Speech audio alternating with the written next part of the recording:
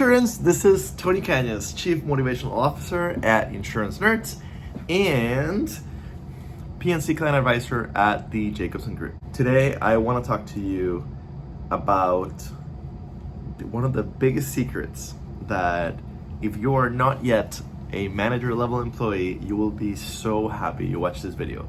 Send it to all your friends who are in the insurance industry who are not yet at the manager level or above. Basically, this is the top secret Guerrilla guide to getting leadership experience.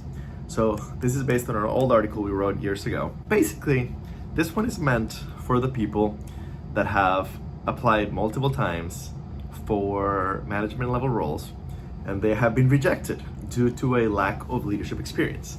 It can be a real catch-22 in the corporate world. Basically, there's nothing more frustrating than when you're kicking butt at your job.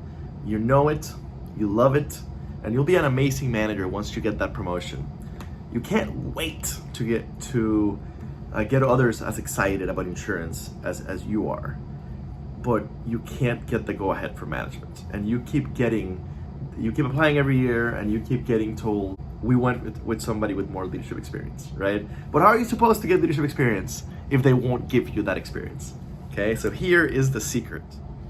There are things that you can do that you don't have to be chosen for. You can choose yourself or make it very likely that you'll get chosen. And you can get basically informal leadership experience that you can easily transfer into a management role later. So number one, associate resource groups. Most larger companies have employer groups where people from similar backgrounds or similar interests join and help each other grow, right? I got my start as a leader in the nationwide Gen Y associate resource group, or the Gen Y ARG. That is where Insurance Nerds came from. It literally evolved from the nationwide Gen Y ARG. It's a great place to get leadership experience that you can then bring back to an interview and talk about how you've done things with volunteers in a very similar way to how you're going to be managing actual employees. Number two, nonprofit associations. You can go volunteer at a local nonprofit and make it clear that you're looking for leadership experience and choose one that deals with issues that you're passionate about, and you will do a rocking awesome job for them and have lots of interview fodder for next time you interview for a manager role. Number three, volunteer at work to do something no one else wants to do. So basically, tell your manager that you'd like to help him with whatever you can.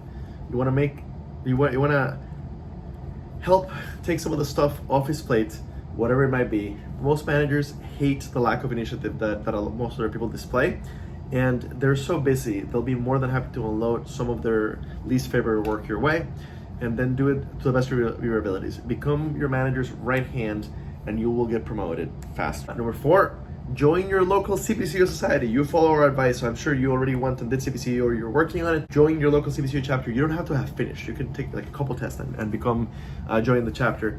And then once you join your local chapter, volunteer for society leadership. Whether it is something as big as being the chapter vice president, which could be easy in a small chapter, or something as small as being the chapter photographer. Volunteer for some sort of leadership role within the chapter. Number five, join Toastmasters. Toastmasters is a fantastic organization that helps you to learn public speaking in a very, very, very, very, very, very supportive environment.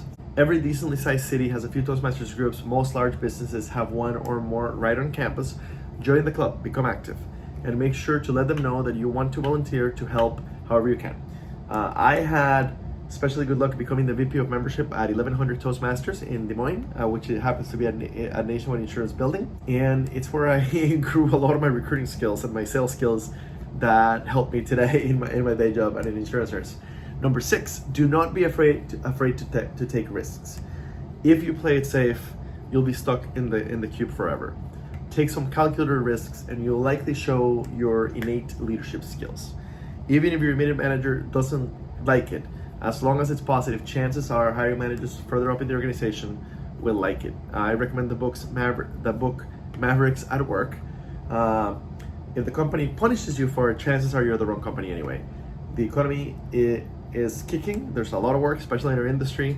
Go find a better place. Number 7, start a charity project or a nonprofit.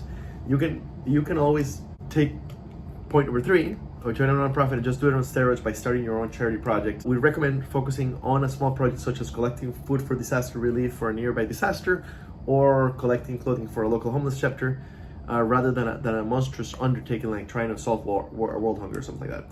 Number 8, mentor the interns. If you're at the point where you're looking for a manager role, you've probably been around for at least 18 months, so you know your way around. So mentor the new guys, the new girls. Mentor the interns. Help them fall in love with the company and the industry. This tip worked wonders for me. I volunteered to represent the nationwide Gen Y social resource group in a session for the interns, and ended up finding that I was the only person there speaking to the group. I got 2 hours with them and helped at least a few of them fall in love with the insurance industry. A few of them are still here growing within the insurance industry. A few of them are now CPCs. When you're leading any of these projects, make an effort to monitor the impact that you're having on the larger group. And so, for example, when I was the membership VP at the Toastmasters group, I spent a lot of time tracking how many people I helped bring to the group, and I could use that for future interviews.